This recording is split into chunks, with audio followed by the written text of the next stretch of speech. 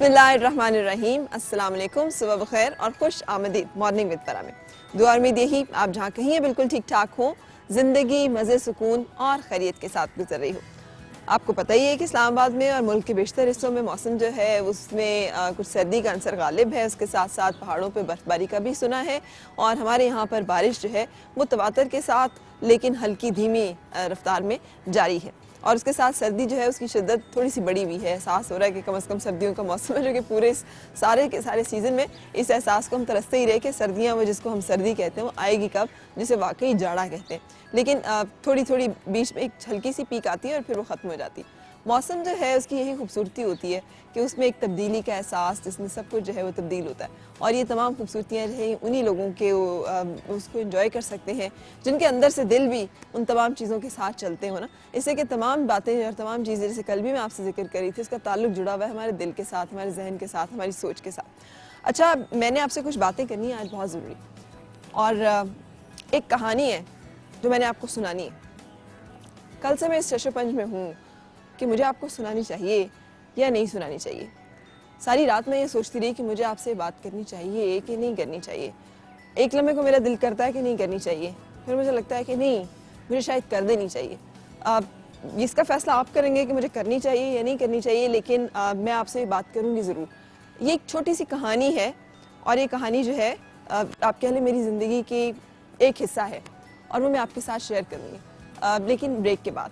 उससे पहले आज के मौसम के हवाले से मेट ऑफिस को हमने लाइन पे लिया है और उनसे हम बातचीत करेंगे कि ये जो बारिशों का सिलसिला है, जो बर्फ़बारी का हम सुन रहे हैं, ये कब तक रहेगा और कब तक हमें सर्दी के लिए, इस तरह की सर्दी के लिए तैयार रहना और आगे आने वाले दिनों में क्या होने वाला है मौसम के हवाले से। अस्सलाम वालेकुम, हमारे साथ चीफ मेट्रोलॉजिस्ट मोहम्मद अफजल साहब हैं। अस्सलाम वालेकुम अफजल साहब, कैसे हैं आप? अच्छा, जब तक आप अफजल साहब को कॉल पे ले रहे हैं, हम एक ब्रेक के लिए फिर रुक जाते हैं। और ब्रेक पे रुकने से पहले मैं आपको बताती हूँ कि हमारे आज जो मेहमान हैं वो थैलेसीमिया से जुड़े हुए बहुत सारे ऐसे लोग, जो कुछ तो ऐसे हैं जिनको कि ये मर्ज़ लाहक है, कुछ ऐसे हैं जो इस मर्ज़ के ख़िलाफ़ आगाही मुहिम चलाते हैं, कुछ ऐसे हैं जो इस मर्ज़ में अपना हिस्सा डालते हैं और बढ़ चढ़ कर इसे कहते हैं इस खैर कसीर में शामिल होते हैं, जिसमें कि अपना खून का अतिया देना, बहुत सारी ऐसी काविशें करना जिससे इस तरह के अमराज जो है उनका सिलसिला जो है उसको रोका जा सके। सो फाइनली दोबारा से मुझे बताया गया है कि हमारे चीफ मेट्रोलॉजिस्ट मोहम्मद अफजल साहब जो है हमारे साथ लाइन पे हैं। अस्सलाम वालेकुम अफजल साहब। अस्सलाम वालेकुम, कैसे हैं आप? अल्हम्दुलिल्लाह जी, आप कैसे हैं? बिल्कुल, अल्लाह का शुक्र। मौसम को एंजॉय कर रहे हैं। सर्दियों का सिलसिला जो कि बारिशों के साथ पिछले 2 दिन से जारी है, कब तक ही जारी रहेगा? ये सिलसिला आज वक्फे वक्फे से दिन के टाइम भी जारी रहेगा और दिन में ज़रा कम शिद्दत होगी, लेकिन शाम के टाइम और रात को दोबारा से ये सिस्टम जो है हल्की बारिश देगा। अच्छा, और उसके बाद ये कल भी हमें बारिश मिलेगी या कल से फिर बारिशों के बाद दोबारा से सनी डेज का आगाज़ हो जाएगा, सूरज निकल आएगा? नहीं, कल से फिर इंशाल्लाह अपर एरियाज में तो जारी रहेगा सिलसिला वक्फे वक्फे से। 26 को दोबारा चांसेस हैं इस्लामाबाद, रावलपिंडी समेत शुमाली इलाके में अच्छा, जो दोबारा हल्की बारिश और पहाड़ों पर बर्फबारी की। 26 उसके दरमियान में जो है वो इंशाल्लाह सनी डेज कल से शुरू हो जाएंगे। सही। तो नीचे जो है हमारा ईस्टर्न सेक्टर और सदर्न पंजाब जो है उसमें मॉर्निंग फॉग के चांसेस जो हैं वो 2-3 दिन रहेंगे। अच्छा, बारिशों के बाद तो जी कुछ धुंध का सिलसिला कम नहीं हो जाना चाहिए था? जी जी, इसीलिए मैंने मॉर्निंग फॉग का वर्ड इस्तेमाल अच्छा, किया है कि तो सुबह के टाइम वो फॉग। अच्छा, जो 10-11 बजे तक सूरज निकलने के साथ ही खत्म हो जाया करेगी? जी बिल्कुल, इंशाल्लाह। अच्छा, और ये सर्दियों का जो सिलसिला है कब तक आपको स्ट्रेच होता नजर आ रहा है? कहाँ तक आप देख सक रहे हैं कि मौसम जो है उसमें सर्दी की अंसर गालिब रहेगा? जैसे मार्च अप्रैल में थोड़ा सा तब्दीली की तरफ हम चले जाया करते हैं, तो इस दफ़ा भी क्या इसी तरह होगा या फिर ये सर्दियाँ जो कि लेट आ रही हैं, ये लेट जाने के इम्कान भी हैं? जी बिल्कुल, लेट जाने के इम्कानात हैं और आपने बड़ा तफसील के साथ इसको बयान खुद ही कर दिया कि लेट आई हैं। तो इसमें इंशाल्लाह जो है वो मार्च तक जो है वो सर्दी एक्सटेंड करेगी, जो कि फरवरी के मिड तक होगी। बिल्कुल सही, थैंक यू सो मच, बहुत शुक्रिया अफजल साहब आपका हमारे साथ रहने के लिए। अच्छा, अंदर चलेंगे स्टूडियो की तरफ। मैं ले रही हूँ एक ब्रेक और ब्रेक के बाद मैंने आपको सुनानी है एक छोटी सी कहानी।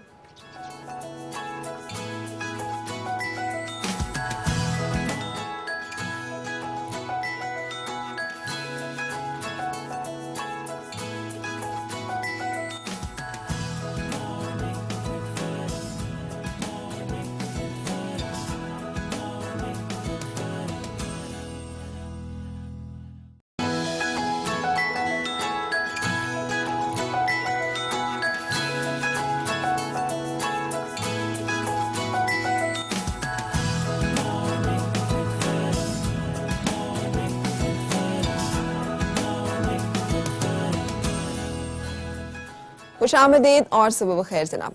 मैंने आपको कहा था कि मैं आपको एक कहानी सुनाने वाली हूँ, छोटी सी कहानी जो है वो कुछ इस तरह से शुरू होती है कि कल शाम को मेरे घर में एक मुलाजमा जो कि काम करती है, उसने मुझे कहा कि उसकी एक दोस्त या कज़न जो कि किसी और घर में काम कर रही है और गांव से आई हुई है, तो उसने बताया हुआ नहीं था किसी को भी, एंड शी वाज एक्सपेक्टिंग। तो अब वो ज़चगी के मरहले में है, तो उसको उसने कॉल किया है और उसने कॉल ये किया है कि उसकी मदद के लिए जाना पड़ेगा। सारा दिन आप थके आ रहे होते हैं, बहुत सारे काम किए होते हैं और 10,000 आपकी उलझनें, बहुत सारी परेशानियाँ, बहुत सारे तफक्कुरात, स्ट्रेस फैक्टर्स चल रहे होते हैं।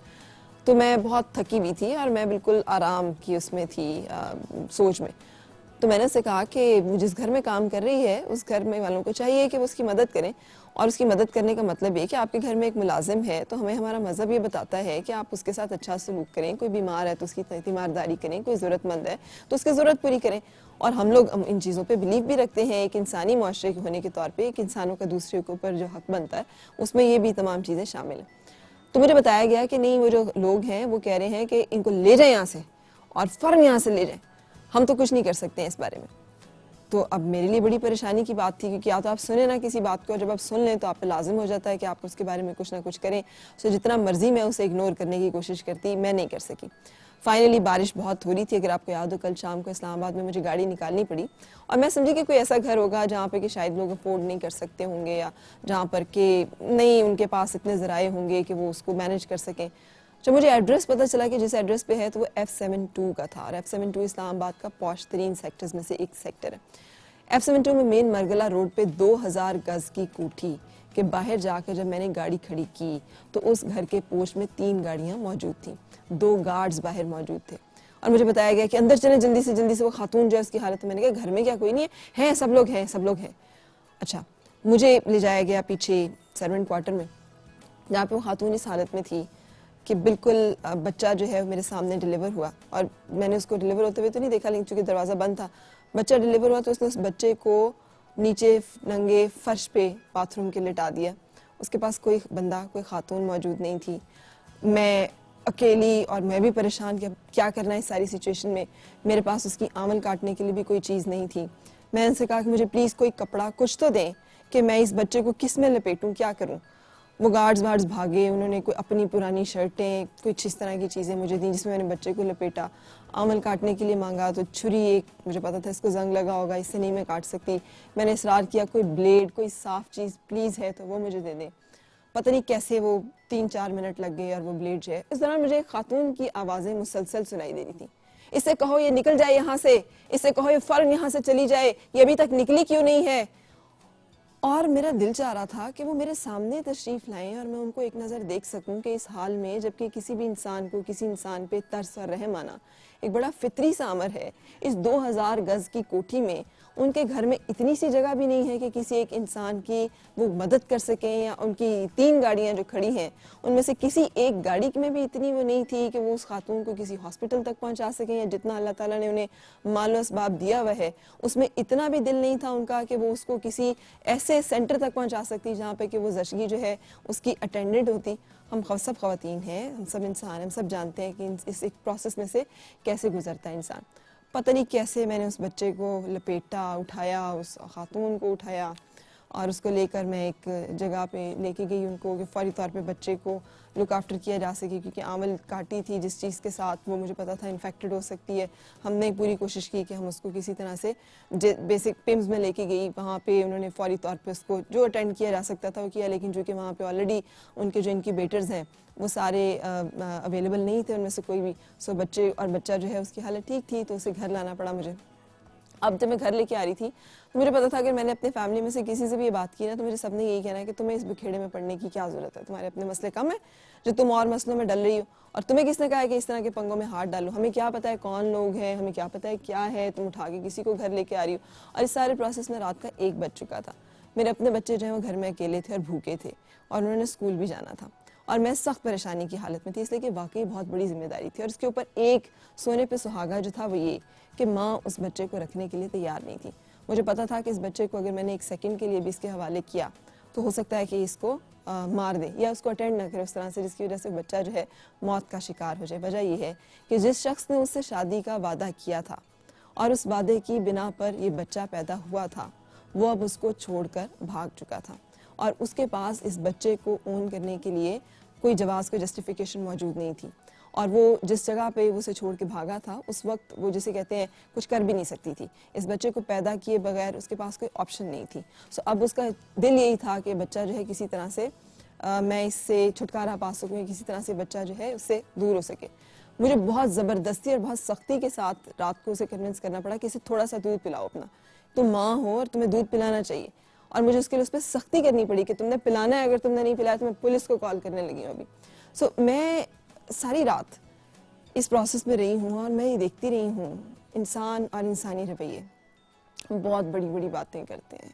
हमारे पास बहुत बड़े बड़े दावे हैं, हमारे पास बहुत सारी इस तरह की फ़िलासफ़ीज़ हैं, और जब बात आती है किसी चीज़ पे तो हमारे पास इतना सा दिल नहीं है, हमारे पास इतना सा ज़र्फ़ नहीं है, इतना सा हौसला नहीं है कि हम किसी चीज़ को अच्छी तरह से और अच्छे अंदाज में देख सकें और मैनेज कर सकें। सवालिया निशान इस इस्लामी माशरे के बहुत सारी ऐसी चीज़ों के ऊपर, बहुत सारे ऐसे मर्द जो इस तरह के बहलावे लगाते हैं औरतों को, उन्हें फंसाते हैं और उसके बाद जब वो इस तरह की किसी एक कैफियत का शिकार हो जाती हैं तो उन्हें छोड़कर भाग लेते हैं, अपनी राह ले लेते हैं। और उसके बाद वो औरतें जो हैं वो बेआसरा होकर इसी तरह से छुपती छुपाती फिरती हैं और फिर इस तरह से उसके नतीजे में पैदा होने वाले बच्चे जो हैं, मैं उस बच्चे को देख रही थी जब मैं उसे हॉस्पिटल, उसके पास कपड़े नहीं थे, मुझे भागना पड़ा मार्केट में और जाके उसके लिए फौरी तौर पे जो गर्म कपड़े थे वो ख़रीदने पड़े। जब मैं उस बच्चे को उठा के हॉस्पिटल गई तो मैंने देखा बहुत सारे लोग उन बच्चों को सीने से लगाए हुए वहाँ पर खड़े थे और वो परेशान थे, बाप का रंग उड़ा हुआ था, माँ की हवाइयाँ उड़ी हुई थी। तो मैंने उस बच्चे की तरफ देखा जो मेरी गोद में था, ना मुझे उसमें कोई फ़र्क लगा, वो वैसा ही बच्चा था जैसे उनकी गोद में था। और लेकिन उस बच्चे को शायद माशरा, समाज, हम लोग पता नहीं किस तरह से उसको लें, किस तरह से उसको डील करें, उसको क्या नाम दें।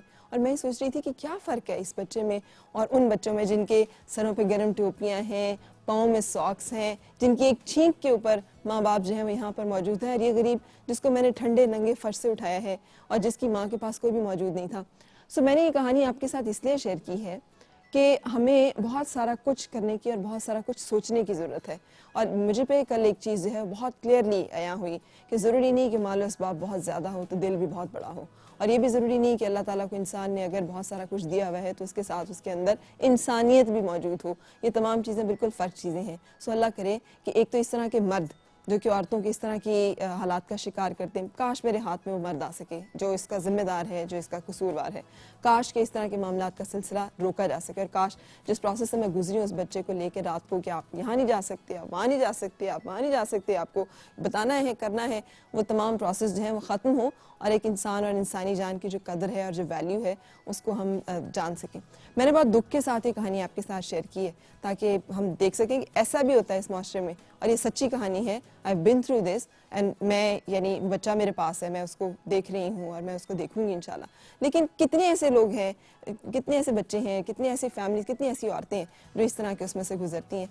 बाकी जो बातें हैं मैं छोड़ती हूँ क्योंकि मैं इस पर और ज़्यादा बात करने की पोजीशन में ही नहीं, और अपने आज के टॉपिक की तरफ हम आते हैं। आज का टॉपिक भी कुछ इंसानियत और इंसानियों को जो मुख्तलिफ दुख और मज़ालिम और मुख्तलिफ चीज़ें सहनी पड़ती हैं उनके साथ जुड़ा हुआ है।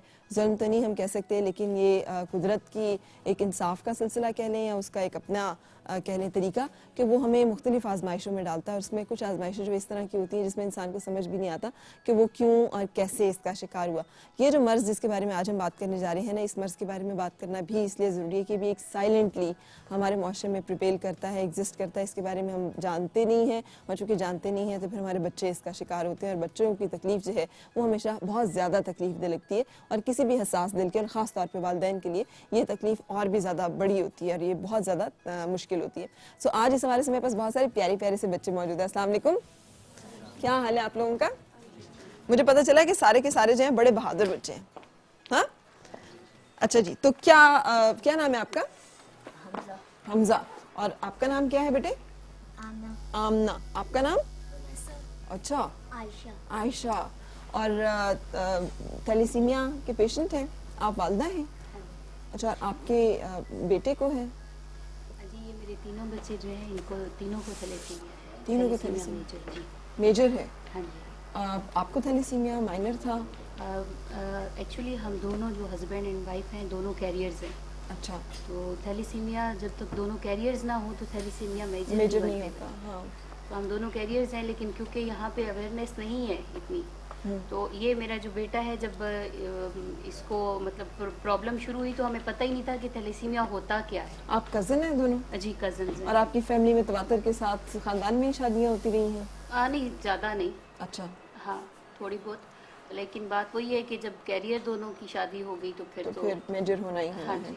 सही। तो बेटे की दफा आपको पता ही नहीं चला? हाँ जी, हमें पता ही नहीं था। हम कितना अर्सा इसको हॉस्पिटल में, कभी इस हॉस्पिटल कभी उस हॉस्पिटल घुमा रहे हैं। डॉक्टर्स भी कह रहे हैं कि जी इसका जो है ब्लड कम है, आप ये वाली दवाई दें, वो वाली दवाई दें। काफ़ी अरसा हमें इसी चीज़ में लगा। कौन से हॉस्पिटल आप गए फिर जिन्होंने? पिम्स जब गए तब इसका डायग्नोज हुआ कि ये थैलेसीमिया मेजर उससे है। पहले आप प्राइवेट हॉस्पिटल्स में फिरती हाँ जी, रही हैं कि वो जो प्राइवेट छोटे चाइल्ड छोटे? स्पेशलिस्ट के पास, अच्छा। बड़े बड़े स्पेशलिस्ट से, उनके पास हम जाते रहे, लेकिन उन्हें कोई क्या उन्होंने कोई नहीं ब्लड बता- टेस्ट नहीं करवाया था? और किसी नहीं जी, सिर्फ HB कराया। उस पर भी कहते हैं ठीक है HB डाउन है इसका, लेकिन चल जाएगा। अच्छा, हाँ जी, जब हम लोग पिम्स इसको लेके आए तो वहाँ पे डॉक्टर ने इसको जो है काफ़ी, उस वक्त HB लो हो चुका था, तो उन्होंने हमें यही कहा कि पहले हम इसको जो है ब्लड ट्रांसफ्यूजन करेंगे और साथ ही इसका ये वाला टेस्ट करेंगे। अच्छा। हाँ जी, HB इलेक्ट्रोफोरेसिस टेस्ट हुआ था इसका उस वक्त, तब पता चला थैलेसीमिया, और हमें पता ही नहीं था थैलेसीमिया है क्या। अच्छा, आप हमें मर्ज के बारे में तो हम जानेंगे, लेकिन जो कैफियत जिससे एक माँ, बच्चे, फैमिली गुजरती है, हम आपसे उसके बारे में जानना चाहेंगे कि इस मर्ज में कैसे। मुझे ये पता है कि इंतकाल खून होता है और हर कुछ अरसे के बाद खून की ज़रूरत पड़ती है, तो 3 बच्चों को कितना खून चाहिए होता होगा? ये शुरू में तो इनको 1 महीने में एक ही दफ़ा ब्लड लगता था, और बेटा भी एक ही था उस वक्त, तो इतना मसला नहीं बना। उसके बाद फिर बेटी जो है दूसरी मेरी, वो भी थैलेसीमिया मेजर, उसके लिए भी करना पड़ा। फिर आहिस्ता आहिस्ता जब ये बड़े हुए तो 15-20 दिन बाद लगता है। 15 दिन बाद खून की 1 बोतल? हाँ जी, बड़े दोनों को। इसको अभी भी 1 महीने बाद ही लगता है। ठीक है। तो पहले तो बहुत प्रॉब्लम्स रही हैं, कभी इससे कहा जी ब्लड दें, कभी उससे कहा ब्लड दें। तो इस तरह से होता था कि कभी किसी ने कहा जी हम नहीं दे सकते, कभी ने कहा हमारे साथ ये प्रॉब्लम है, वो हो गया। इसी तरह से चलता रहा। सही। लेकिन अब ये है कि पिम्स की वजह से काफ़ी बेहतर हो चुका है। सही। पिम्स में ये है कि अब हमें एक दफ़ा डोनेशन देनी पड़ती है, तो फिर 3 महीने तक वो हमें ब्लड दे देते हैं। हमें डोनेशन देनी पड़ती है? क्या मतलब आप मियां जी, बीवी? मतलब नहीं, कोई ना कोई अरेंज करके देना पड़ता है। कभी हस्बैंड दे देते हैं, कभी किसी और से कहते हैं, कभी यूनिवर्सिटीज़ में, कॉलेजेस में जाना पड़ता है कि जी कोई 1 बोतल खून की दे दे। फिर उसके बाद खून अरेंज होता है? हाँ जी। लोग देते हैं, और जब आप खून के लिए कहते हैं तो लोग आराम के साथ, आसानी के साथ खून दे देते हैं? खून आपको अरेंज हो जाता है? जी, पिम्स में से तो मिल जाता है आराम से, लेकिन जिन दिनों में शॉर्टेज होती है, स्पेशली रमज़ान के दिनों में हो जाती है, या कोई और इस तरह का प्रॉब्लम, जिस तरह के मुल्क के हालात आपको पता है आजकल हैं, तो इस तरह का जब कोई प्रॉब्लम आता है तो फिर बहुत मसला होता है, फिर ब्लड मिलना बहुत मुश्किल हो जाता है। और मोस्टली लोग जो हैं ब्लड देने को इस तरह समझते हैं जैसे अगर उन्होंने ब्लड की 1 बोतल भी दे दी तो पता नहीं उनके साथ क्या मसला हो जाएगा। मुझे याद और है। इस वजह से काफ़ी लोग डरते हैं देने से। मुझे याद है। मैंने शायद अपने व्यूअर्स के साथ भी शेयर की थी ये दास्तान। मेरी वालदा बहुत बीमार हो गई थी, और वो इतनी बीमार थी कि जब मैं उन्हें डॉक्टर के पास लेके गई, and I was very young, 16 years, जब मैं उनको डॉक्टर के पास लेके गई तो डॉक्टर ने मुझे कहा कि इनको अभी सर्जरी करनी पड़ेगी एडमिट करके, वरना हम नहीं कह सकते कि इनकी ज़िंदगी के बारे में। और घर में कोई चूँकि उस वक्त मौजूद नहीं था जो डिसीजन लेता, तो मुझे सारे पेपर साइन करने थे और खून अरेंज करना था। तो मुझे वो रात याद है, वो काली रात, जिसमें मैंने बहुत सारे लोगों को फ़ोन किया, वो सब जानने वालों को, कि खून चाहिए, खून चाहिए, खून चाहिए। तो जो जो बहाने मैंने सुन छोड़े ना, उस वक्त तक मैं एक बहुत शर्मीली सी, बहुत कमगो सी, बहुत ही सबसे अच्छा जी आप क्या कहते हैं और आप क्या कहते हैं, आप नाराज़ ना हो जाए और आपको बुरा ना लग जाए, ख़ानदान क्या कहेगा तो लोग क्या कहेंगे टाइप की लड़की थी वो। जिस दिन रात को किसी ने ब्लड नहीं दिया ना, तो मुझे अपनी माँ के खून के लिए फाइनली मुझे, मतलब मैं भागी, तो मुझे FIC वालों ने कहा कि एक दफ़ा ईदी सेंटर पे कॉल करके देख लें, अगर वहाँ से भी नहीं मिलता तो हम खून दे देंगे। तो मुझे वो बेबसी याद है आज भी कि कितना मुश्किल था। एंड देन फाइनली शुक्र है one of my cousin miraculously वो मुजज़ाती तौर पे वहाँ पे आ गए, तो उन्होंने खून अरेंज करके दिया। तो मुझे अंदाज़ा है कि खून का बंदोबस्त करना, और हर महीने कितना तरद्दुद होता होगा। क्या पैसे भी देने पड़ते हैं आपको बाज़ औक़ात लोगों को जो कि खून दें? नहीं, जो कॉलेज यूनिवर्सिटी से लो तो फिर वहाँ तो मसला नहीं बनता इतना, लेकिन बाज़ औक़ात ये होता है कि ब्लड हॉस्पिटल के बाहर बाज़ लोग होते हैं, कहते हैं जी हम देंगे आपको लेकिन पैसे दें आप ये वो, लेकिन हमारी कोशिश होती है कि इस तरह के लोगों से ज़रा अवॉइड ही करें, क्योंकि हमें नहीं पता उनका ब्लड जो है ठीक है या वो पेशावर ब्लड देने वाले हैं या कि इस तरह का कुछ मसला, बिल्कुल वो ज़रा फिर बंदे को तो उससे भी इसका बजट पे परेशानी भी तो होती है। बहुत पैसों पे भी तो मतलब ये सारा इसमें खर्चा इन्वॉल्व होता होगा, इसमें आप लोगों के ऊपर बोझ आता हाँ जी, होगा। काफ़ी ज़्यादा इनकी जो मेडिसिन्स हैं, इनका हॉस्पिटल में आने जाने का, ब्लड का, इनकी जो है सारी चीज़ों को मिला के तो अच्छा खासा जो है खर्चा महीने होता का है। बन जाता है। आप पेरेंट हैं या आप? मैं पेरेंट्स नहीं हूँ, मैं थैलेसीमिया के लिए वॉलंटियरली काम करता हूँ, पिम्स में भी, जमीला सुल्ताना में भी और थैलेसीमिया हाउस में भी। ठीक है। और आयशा के साथ मेरा पिछले 3 साल से ताल्लुक़ है और है। हम मिल के थैलेसीमिया के लिए क्यों काफ़ी करते हैं आप थैलेसीमिया के लिए काम? बस जब मेरी जो फर्स्ट जॉब थी ना वो थैलेसीमिया से रिलेटेड थी। मैं एक फार्मास्यूटिकल में काम करता था, ठीक है। तो उसमें जब मैं पिम्स हॉस्पिटल गया और वहाँ पे कुछ मेडिसिन्स के बारे में बताना था, तो जब मैंने उनके बारे में डिस्कस स्टार्ट की तो मुझे वहाँ पे थैलेसीमिया के बारे में तो पता आपने चला। उसके लिए काम, अच्छा वॉलंटियर काम है या यू आर पेड फॉर नहीं, दिस? वॉलंटियर है, सही। क्योंकि मुझे पता चल गया कि इन बच्चों को सिर्फ ब्लड लेने के लिए रोना पड़ता है लोगों के सामने। और मैं जब शुरू में जाता था, डॉक्टर तज़ीन और डॉक्टर नाइला वो वाहिद मैं कहता हूँ पिम्स में हैं जो इन थैलेसीमिया के बच्चों के लिए दिल से काम करती हैं, सही। और वो भी रोती थी इन पेशेंट्स के लिए कि भाई हमें ब्लड अरेंज करके दो। तब मैंने सोचा। अस्सलाम वालेकुम बेटे, वालेकुम अस्सलाम। आप का नाम क्या है? मेरा नाम फैसल। आप बहन हैं? जी जी। अच्छा, आप पेशेंट हैं आप भी? मैं खुद भी पेशेंट हूँ और ये मेरे भाई हैं, ये भी पेशेंट है, और मैं एज गार्डियन इसके साथ होती हूँ हर जगह। एज गार्डियन मतलब वालदा कहाँ है और वालिद मतलब गांव में है, वो पीछे मानसरा से बिलोंग करते हैं, तो इधर इस्लामाबाद में ट्रीटमेंट के लिए आना जाना लगा रहता है इसका। मैं यहाँ पे जॉब भी कर रही हूँ एक प्राइवेट ऑर्गेनाइजेशन में, ठीक है। तो इसलिए मुझे सारा कुछ डिटेल्स मुझे पता होती हैं। स्टार्ट में आपके वालिदैन भी कज़न है आपस में? नहीं, कजन्स नहीं है लेकिन कैरियर हैं। अच्छा, कैरियर है। और ख़ानदान में शादी नहीं हुई थी? नहीं। और तो फिर कब डिस्कवर हुआ था? आपको भी, आप कह रही हैं आप माइनर हैं या आप भी मेजर हैं? मैं मेजर हूँ। आप भी मेजर और हैं मुझे और भाई भी मेजर है? जी जी। और आप दो ही बहन भाई हैं? हम माशाल्लाह से 6 बहन भाई हैं, लेकिन हम दोनों को है, बाकी कैरियर हैं लेकिन वो शिकार नहीं है, जी, ठीक है। अच्छा, तो कब पता चला था? 6 बच्चों में उन्हें पता ही नहीं चला कि थैलेसीमिया है? पहले जो 4 बहन भाई हैं वो बिल्कुल नॉर्मल थे, कैरियर तो हैं लेकिन वो नॉर्मल ही थे। तो फिर जब मेरी दफ़ा तबीयत जैसे ख़राब होती है, तो उसके बाद डायग्नोसिस नहीं हो रहा था। 13 साल की उम्र में मेरा डायग्नोसिस हुआ और फिर पता चला कि थैलेसीमिया मेजर है। और फिर एबटाबाद में कम्प्लेक्स हॉस्पिटल में वहाँ पे डायग्नोसिस हुआ, ट्रांसफ्यूजन का फिर सिलसिला स्टार्ट हो गया। उसके बाद फिर भाई का इस तरह से ही हुआ। अच्छा बेटे, एज पेशेंट यानी जिस शख्स को ये होता है और ख़ास तौर पे औरत को, तो क्या क्या गुजरती है यार, किस तरह का क्या क्या कुछ इसमें? अगर तो थैलेसीमिया की बीमारी के बारे में बात करें तो मैं ये कहना चाहूँगी कि बेबसी की एक इंतहा होती है। मतलब आप जिस पेन से आप गुजरते हैं, एक आपको मुआशरे का भी बहुत बड़ा नेगेटिव फैक्टर है कि जो साथ कोई भी नहीं देता, लेकिन अल्हम्दुलिल्लाह फैमिली ने, पेरेंट्स ने किया, बहन भाइयों ने सपोर्ट किया। मैंने अपनी एजुकेशन कंप्लीट की, अल्हम्दुलिल्लाह मास्टर किया हुआ है, और मेडिसिन वगैरह ब्लड लगता रहा। ब्लड कैसे अरेंज होता है आपका और आप कैसे करती हो?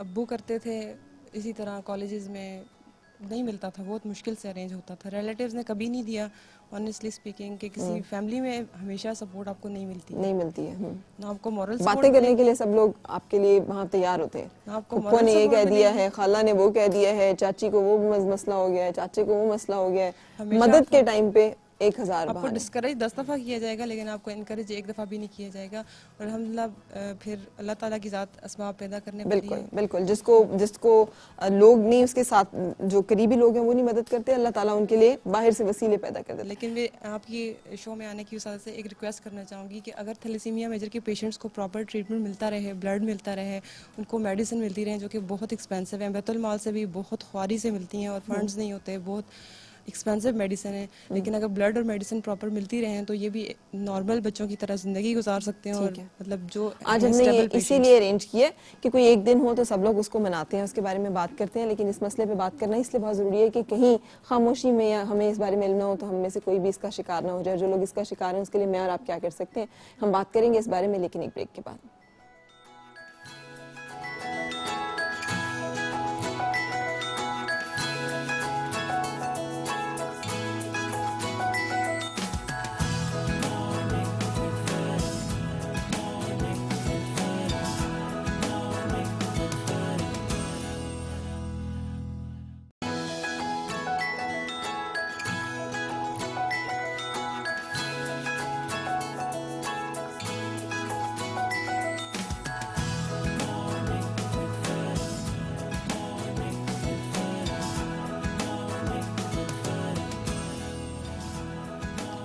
खुश आमदीद और सबब खैर जनाब। हम आज बात कर रहे हैं थैलेसीमिया के हवाले से। एक ऐसा मर्ज जिसमें कि खून का मसला हो जाता है और उस मसले की वजह से बार बार इंतकाल खून की ज़रूरत पड़ती है और उसके साथ फिर जुड़े हुए बहुत सारी दवाइयों के सिलसिले। और एक ऐसा मर्ज जिसमें अगर ये दोनों चीज़ें बर वक्त मैसर ना हो, यानी खून और अद्वियात, तो मरीज़ जो है वो मौत का शिकार भी हो सकता है। सो इन्हें मुसलसल मौत के साथ जंग लड़नी पड़ती है और ये जंग जो है इतनी बाज़ुका तकलीफ दे हो जाती है, ना सिर्फ उस शख्स के लिए जो खुद इसका शिकार होता है बल्कि उसके अहले खाना भी, कि उनके लिए फिर ज़िंदगी बहुत ज़्यादा मुश्किल हो जाती है। सो हम इस मुश्किल को आसान करने के लिए एक तरीका यह है कि हम इसके बारे में जान लें और इसकी प्रिवेंट कर सकें।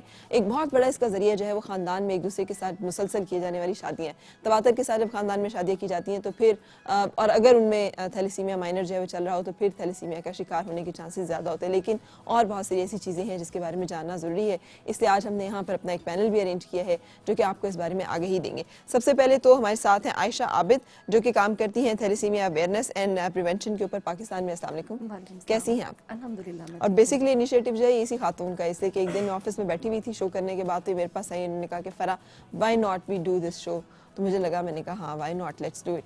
तो थैंक यू सो मच हमें एहसास दिलाने में भी। और डॉक्टर फाइजा जो कि कंसल्टेंट है, हेमेटोलॉजिस्ट हैं और KRL में काम करती हैं। अस्सलाम वालेकुम, कैसी है डॉक्टर फाइजा? अच्छा, अगर आप इजाज़त दें तो पहले थोड़ा सा मुझे ये बताइए, इससे पहले कि मैं डॉक्टर फाइजा से बात करूं, कि कितना प्रेवलेंस है, कितना पाकिस्तान में इसके मरीज़ मौजूद हैं और कितना के मर्ज जो है फैल रहा है या फैल चुका है, किन एरियाज़ में ज़्यादा है? सबसे पहले तो ये है कि पाकिस्तान के अंदर कोई नेशनल रजिस्ट्री ही नहीं मौजूद है, लेकिन एक आम अंदाजे के मुताबिक पाकिस्तान में इस वक्त 1 करोड़ से ज़ायद अफराद थैलेसीमिया माइनर मौजूद है, जबकि हर साल 6 से 8 हज़ार बच्चे थैलेसीमिया मेजर पैदा हो रहे हैं। अच्छा। और इस वक्त 1 लाख से ज़ायद बच्चे जो हैं वो थैलेसीमिया मेजर मौजूद हैं, जिनकी ज़िंदगी का दारोमदार मुस्तकिल इंतकाल खून और दीगर अद्वियात पर होता है। तो ये खासा बड़ा नंबर है जी। कोई खास एरियाज हैं, कोई खास शहर हैं, कोई खास सूबे हैं, कोई खास इलाके हैं जहाँ पर ये मरीज ज़्यादा पाए जाते हैं? देखा जाए तो थैलेसीमिया जो है वो पाकिस्तान की तमाम पॉकेट्स में मौजूद है, तमाम सूबों में मौजूद है, लेकिन इसकी प्रेवलेंस वहाँ ज़्यादा है जहाँ ख़ानदान में शादियाँ रिपीटेडली बहुत ज़्यादा होती हैं। सही। तो आप ये कह सकती हैं KPK बलोचिस्तान वगैरह में इस जगह पे थोड़ी सी रेशो ज़्यादा है।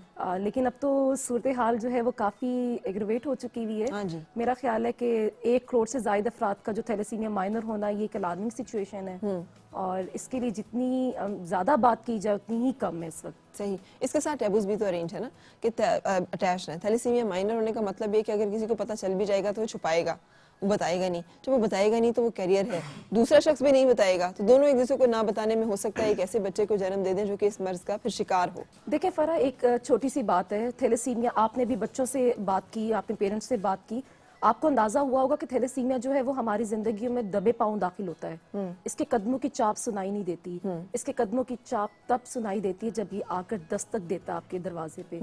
क्या आप उस दस्तक का इंतजार करना चाहते हैं? नहीं ना। तो वो जो शऊर की बेदारी है, जब शऊर की बेदारी से इस बीमारी को शिकस्त दी जा सकती है, तो क्या जरूरत है लाखों करोड़ों रुपए इलाज पे खर्च करने की? बिल्कुल सही। तो अच्छा, लाखों करोड़ों का इलाज जी है? ऑब्वियसली अगर आप पाकिस्तान के ऊपर देखें, अव्वल तो गवर्नमेंट ओन नहीं कर रही इसको, गवर्नमेंट को ओन करना चाहिए ना। ओन करने का मतलब ये कि देखिए बाकी स्टेट्स में होता है, खुदा ना खास ऐसे मसाइल हो जाए तो गवर्नमेंट आपको जो है वो अद्वियात की फ्राहमी यकीनी करती है, खून की फ्राहमी यकीनी बनाती है, लेकिन हमारे मुल्क में तो इन चीज़ों में थोड़ा सा इन बच्चों को बहुत फेस करना पड़ता है। लाइक आपने देखा ब्लड अरेंज करने के लिए किस तरह इनको दरबदर जाना पड़ता है। यानी कोई ऐसा इदारा, बैतुल माल का भी उन्होंने जिक्र किया, तो बैतुल माल जैसे इदारे जो कि इसमें बहुत ज़्यादा हेल्पफुल होने चाहिए और उनके टॉल क्लेम्स भी होते हैं कि वो इस बारे में बहुत सारा कुछ कर रहे हैं, क्या वहाँ से भी इन बच्चों को और ऐसे ख़ानदान को जिन्हें की ज़रूरत होती है उन्हें मुनासिब मदद नहीं मिलती?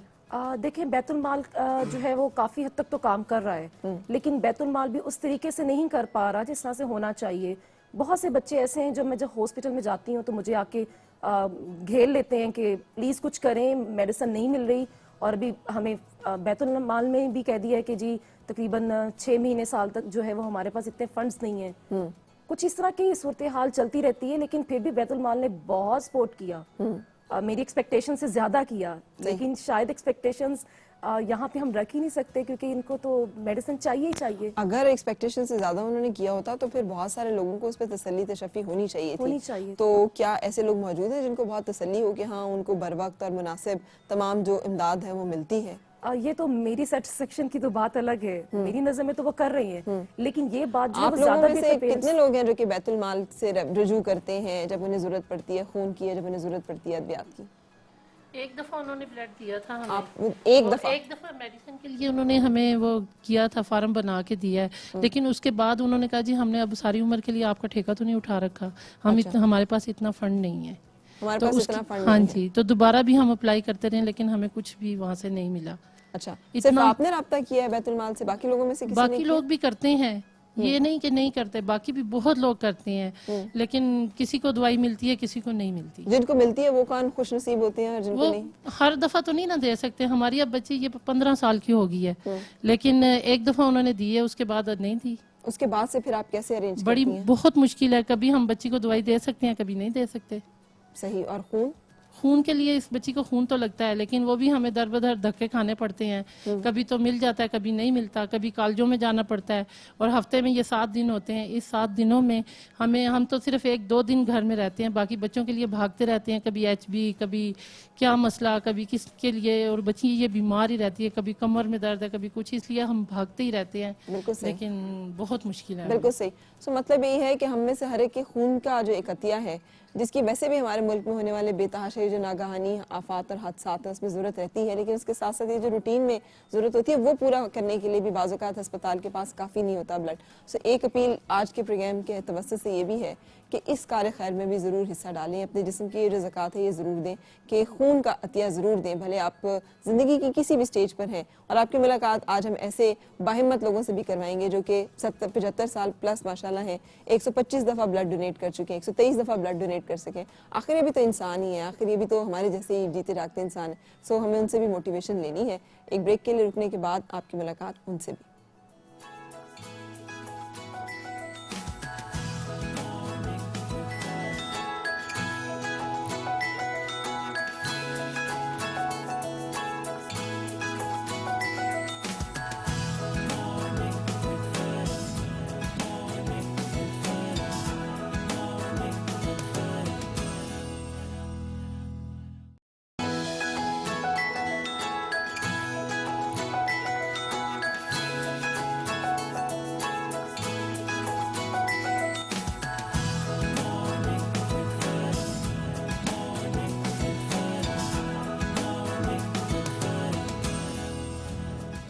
खुश आमदीद और सुबह बखैर जनाब। एक कॉलर भी हमारे साथ हैं, आज हम थैलेसीमिया के हवाले से बात कर रहे हैं। अस्सलाम वालेकुम। अस्सलाम वालेकुम जी। वालेकुम अस्सलाम जी। स्वरा, मेरा नाम ज़िशान हसन है जी। मैं थैलेसीमिया के सिलसिले में तो बात नहीं करूंगा। मैं आपके प्रोग्राम के इंट्रो में आपने एक बच्चे का जिक्र किया है जी। जी जी। मैं 2 बच्चियों का बाप हूँ। जी। एक बच्ची 12-13 साल की है, दूसरी बच्ची 6-7 साल की है मेरी। ठीक। हम लोगों ने औलादे नरीना के लिए बहुत इलाज करवाया। 15 साल से शादीशुदा हूँ। मैं वो बच्चा दिल से अडॉप्ट करना चाहता हूँ। अच्छा ज़ीशान साहब, आपका नंबर हमारे पास आ गया है। ये नंबर रेहान वरिशा रिकॉर्ड कर लीजिएगा आप, हम आपसे रब्ता कर लेंगे ज़रूरी सिलसिले में। मैं फ़िलहाल तो यही कन्विंस कर रही हूँ उसकी माँ को कि वो बच्चे को रखे और हम उसको सपोर्ट करें। अगर वो ये कर पाई तो ठीक है, और अगर अडॉप्शन के प्रोसेस में जाना पड़ा तो फिर उसके लिए आपका नंबर हमारे पास है। हम यकीनी तौर पे मैं आपसे रब्ता करके जो उसके प्रोसीजर होता है लीगल, उसको देखकर डेफिनेटली हम इसको कंसिडर करेंगे। आपके इस हमदर्दी के साथ जिसके साथ आपने बात की उसके लिए आपका बहुत शुक्रिया। जी नहीं, मैं इसको हमदर्दी नहीं कहूँगा, मैं इसको अपनी खुशकिस्मती कहूँगा। लेकिन सबसे पहले तो उस माँ का हक है जिसका वो बच्चा है। बिल्कुल, हाँ जी। और और अगर वो ना रखे किसी भी मजबूरी की वजह से, तो मैं इसको अपना नाम दूंगा, अपने सब कुछ जो उसका हक है उसको मिलेगा अपने बच्चे की तरह। बिल्कुल ठीक है, बहुत शुक्रिया।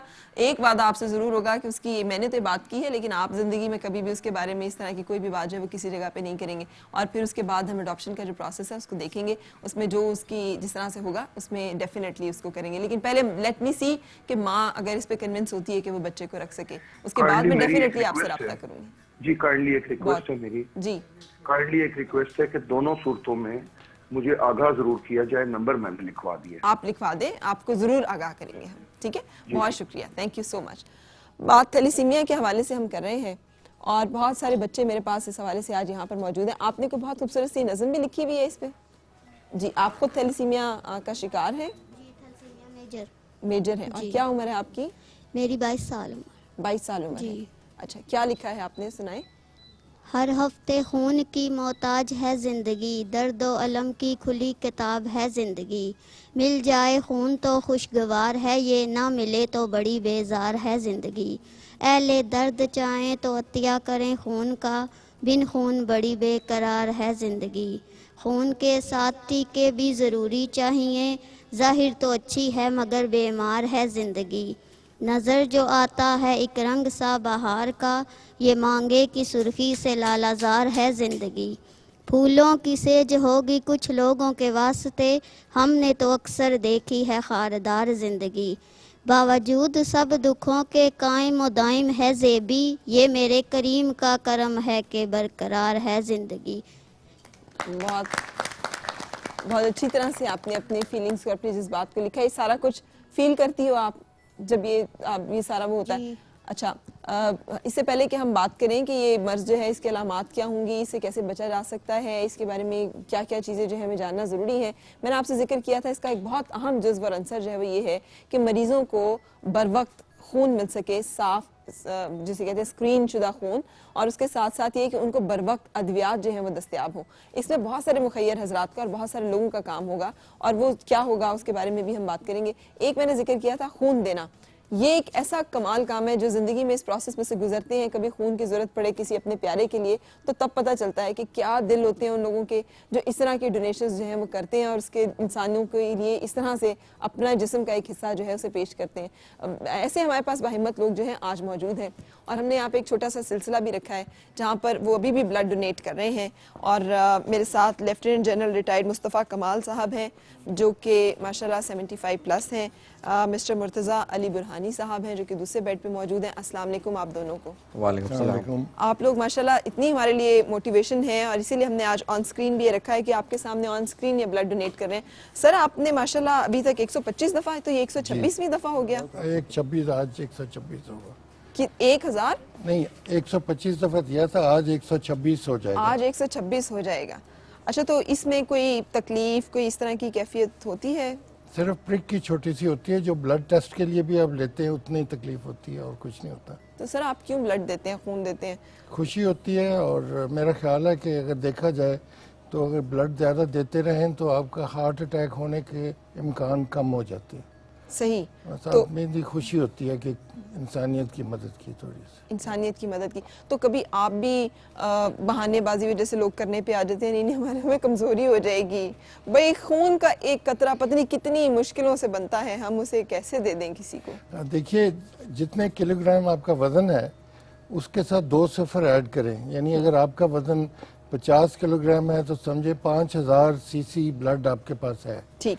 उसमें से 350 लेते हैं तो 50 किलोग्राम वाले के बनते हैं 7%। ठीक। मैं 110 किलोग्राम का 2 सिफर और लगाए 11,000 है, तो 11,000 में से अगर मैं 350 दूं तो 3% बनता है। मुझे माइक दीजिएगा। अच्छा, तो बहुत कम है। और आपके इस जो खून देते हैं उसमें आधा पानी होता है, 2 गिलास पानी पी लें वो वॉल्यूम आधी पूरी हो जाती है। पूरा हो जाती है। अच्छा मैं आपसे बात करती हूँ, आप खून दे दें। अच्छा मुझे बताइएगा इसका प्रोसेस क्या होता है जब कोई खून देने के लिए आए तो उसको किस उसमें से गुजरना पड़ता है? सबसे पहले तो हम उनका फॉर्म फिल करते हैं। फॉर्म फिल करने के बाद उनकी एज, उनका वज़न, उनका हर चीज़ के बाद हम उनका एक यहाँ पे टेस्ट करते हैं, कंप्लीट ब्लड पिक्चर, जिसमें उनकी देखा जाता है कि उनकी हीमोग्लोबिन कितनी है। उसके बाद वो डॉक्टर के पास जाते हैं। कौन लोग नहीं दे सकते हैं खून? जिनको नहीं देना चाहिए? जिनकी HB 12.5 से नीचे हो वो नहीं दे सकते, और जिनकी वज़न 50 से कम हो, 50 केजी से कम, वो नहीं दे सकते। सही। ठीक है, वो नहीं दे सकते। ठीक। और इसके अलावा जिन लोगों को, मतलब इसके अलावा बाकी हर मर्द और औरत 18 साल तक की एज, 18 साल एज तक मैक्सिमम ये होना चाहिए एज इनकी जो। तो 18 साल। अच्छा। वेट कम से कम मैक्सिमम 50 अबाव होना चाहिए, 50 से डाउन ना हो। बिल्कुल सही। और प्लस हीमोग्लोबिन जो हम देखते हैं उसकी 12.6 जो है मैक्सिमम नॉर्मल रेंज है वो होनी चाहिए, अदरवाइज वो बाकी दे सकते हैं। बिल्कुल सही। अच्छा बुरहानी साहब, आप माशाल्लाह 124वीं दफ़ा हो गया आज आपका? हाँ जी, 124 में। तो आपने कब शुरू किया था खून का अतिया देना? तकरीबन मुझे 34 इयर्स हो गए। अच्छा, और आपने कैसे इस तरफ आप आए और क्यों आपने ये सिलसिला शुरू किया?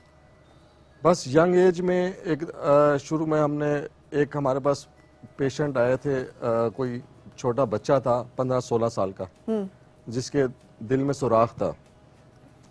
तो उस वक्त ये ब्लड देने का रुझान नहीं था, तो उसको ओ नेगेटिव ब्लड की जरूरत थी। अच्छा। और 7 बोतल की जरूरत थी। सही। तो मेरा और मेरे भाई का दोनों का ओ नेगेटिव है। अच्छा। तो उन्होंने काफी अपील्स की, उस वक्त टेलीविजन के ऊपर आ जाया करता था कि ब्लड की जरूरत के लिए। तो उस वक्त जब हमने पढ़ा तो हम लोग देने चले गए, ब्लड फर्स्ट टाइम दिया था। ठीक है।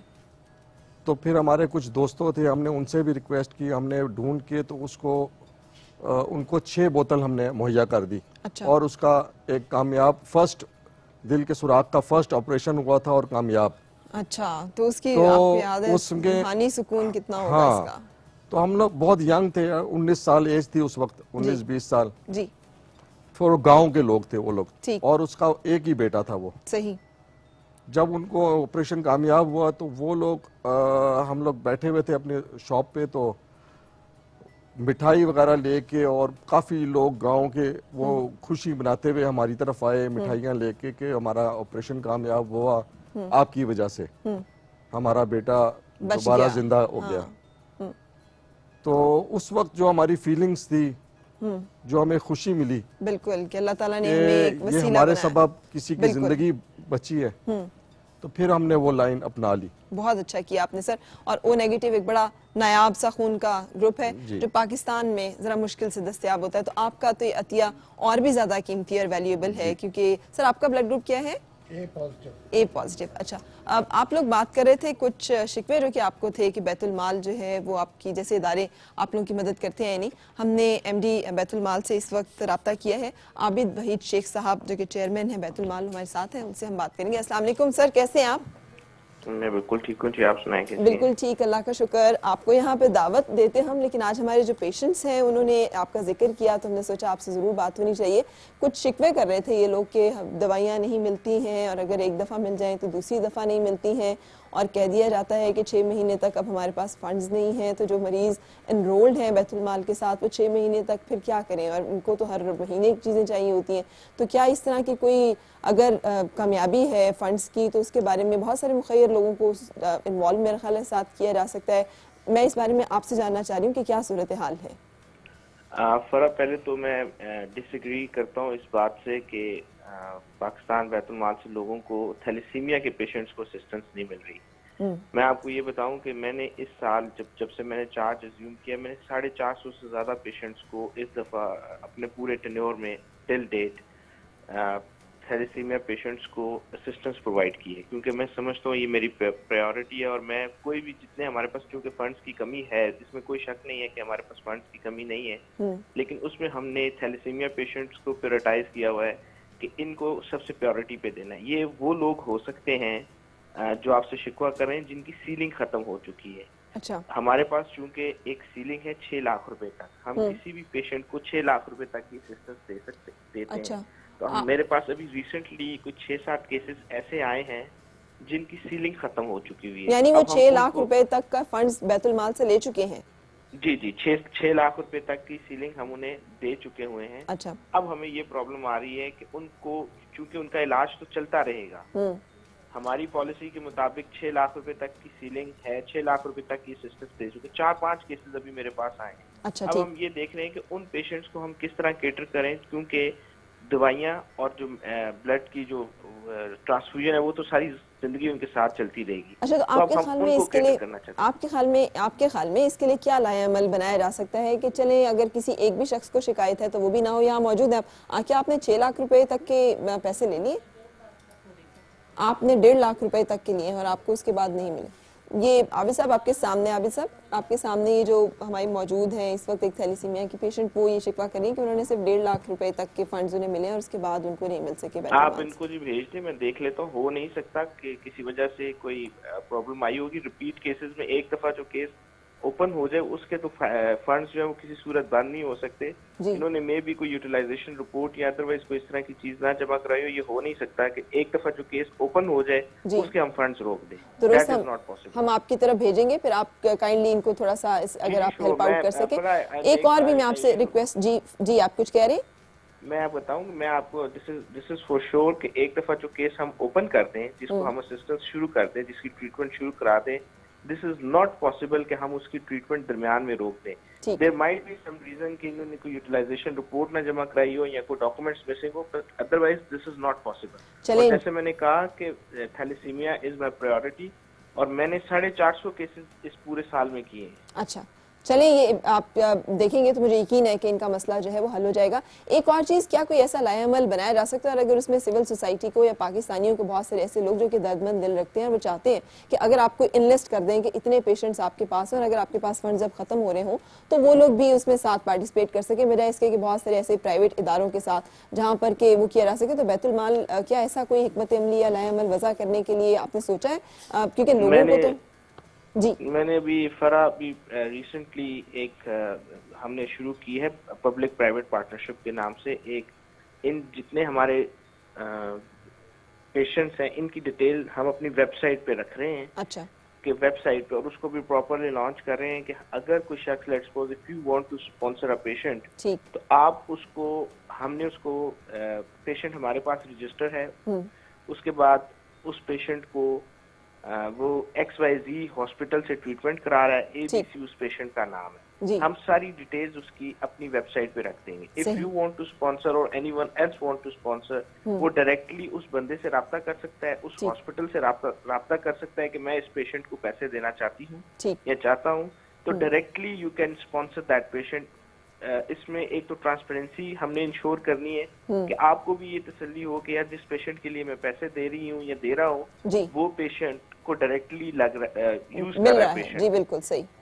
हमने ट्रांसपेरेंसी को मद्देनजर रखते हुए उसकी सारी डिटेल्स जो है वो हम अपनी वेबसाइट पे ये कब तक हो जाएगा? ये कब तक हो जाएगा? इसकी जो सारा जो क्या नाम है इनका डाटा वगैरह है वो तो सारा हमने अपलोड कर दिया है, लेकिन अभी हम उसको ट्रायल कर रहे हैं कि अगर मैं लेट्स सपोज अगर अभी मैं खुद जाके ओपन करूं तो उसमें हमें 2-3 इश्यूज आ रहे थे, हमने सारा डाटा ऑलमोस्ट जो हमारे न्यू पेशेंट्स हैं उनका हमने अपलोड कर दिया हुआ है। बिल्कुल सही। आपसे रिक्वेस्ट है कि ज़रूर कीजिए ताकि मुझे यकीन है बहुत सारे लोग ऐसे जो कि मदद करने के लिए तैयार होंगे, वो अडॉप्ट कर सकेंगे पेशेंट्स को, और ये बड़ी अच्छी है कि वो खुद से अडॉप्ट करके उनकी तमाम ज़रूरियात को अपनी जो इस्तात है उसके मुताबिक देख सकें। तो इसका हमने इसका नाम भी यही रखा है, अडॉप्ट अ पेशेंट के नाम से। बिल्कुल सही, बिल्कुल सही। थैंक यू सो मच, आप साथ रहे। और थैलेसीमिया के हवाले से आज जो लोग यहाँ पे मौजूद हैं, हम इनमें से कुछ जिनको ये है हम आपकी तरफ रेफर करेंगे। मुझे यकीन है कि आप अपने जो भी है देखते हुए अगर उनका कोई कोताही नहीं है तो आप ज़रूर उनकी मदद करने में हमारे साथ भी ताउन करेंगे, मरीजों के साथ भी ताउन करेंगे। आप हमारे साथ कॉल पर रहे उसके लिए बहुत शुक्रिया, and joining me on very short notice, I am really thankful. God bless you. Break के लिए हम रुक रहे हैं और ब्रेक के बाद फिर आपसे मुलाकात।